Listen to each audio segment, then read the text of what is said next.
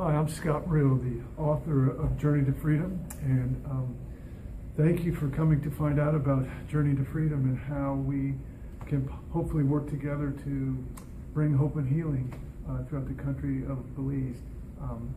I have been working with the Belize Project for the last 4 or 5 years in our efforts to help build a healing community through the villages and cities throughout the country of Belize.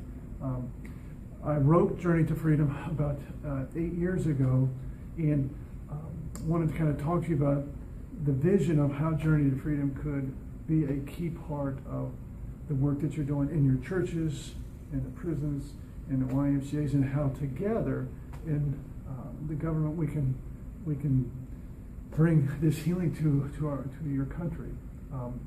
First, I'd like you to, when we talk about healing community, we are specifically referring to small group. I wrote Journey to Freedom to be an 8-week process that will be used in small groups. We usually limit the groups to no more than 12, and 2 of those participants are facilitators that are trained. In a healing community, in a small group process, we have found that there's 10 key benefits that it brings to the participants. First of all, it brings people out of denial.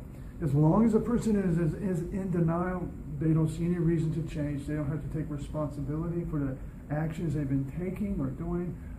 We call denial the ultimate enabler. It just enables them to continue to make their dysfunctional choices. So the very first thing that happens in this process in a healing community is they come out of denial. Second, universality. They find out that they're not alone. And when they find out other people have similar struggles and issues, it draws them out of their isolation. The third part is safety. What is said in these groups stays in these groups. Confidentiality is the heart of a person having the courage to be vulnerable. And as we say, the truth shall set us free. So it has to be an environment that is protected, and that's one of the keys to our group process. The fourth is encouragement. They encourage one another. This is a big difference in just being alone in isolation, which is a fertile soil for all of our addictions and issues to just run rampant. We need encouragement. And then the fifth is we need support. Support is accountability. We say that accountability is the teeth to the process. If we don't have accountability, there's no teeth. And we need accountability from one another to stay on the path. The sixth attribute of a healing community is humility.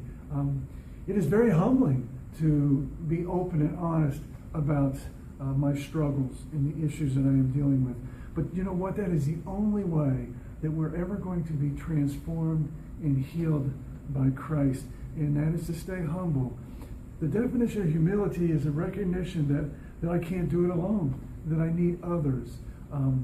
We probably would have seen that any form of isolation is just, they're headed towards relapse, they're headed towards their old issues. They've got to be drawn out of that. And so being in an environment of humility is the key. The next is that these small groups in this healing community, it prevents relapse. The number one way that a person relapses is they disconnect from the process, from the community that God has put in front of them. We have to stay in a place where we're speaking truth. Truth is being spoken into our lives, and we're getting the accountability and support that we need. As soon as I think that I do not need the support and the openness with others, that connection, we call that grandiosity, you're headed towards relapse.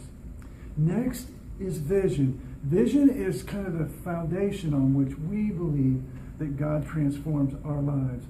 As long as I do not have a vision, just like he says in Proverbs, without a vision, we will perish. Without a vision to sustain long-term change, long-term recovery, people will slip backwards into their old patterns.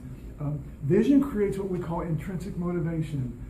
The person is moved from they've been in trouble, external pressure, what we call extrinsic motivation, to where they begin to see with God growing the vision in them of who they can be and the person that they can be when God transforms their lives.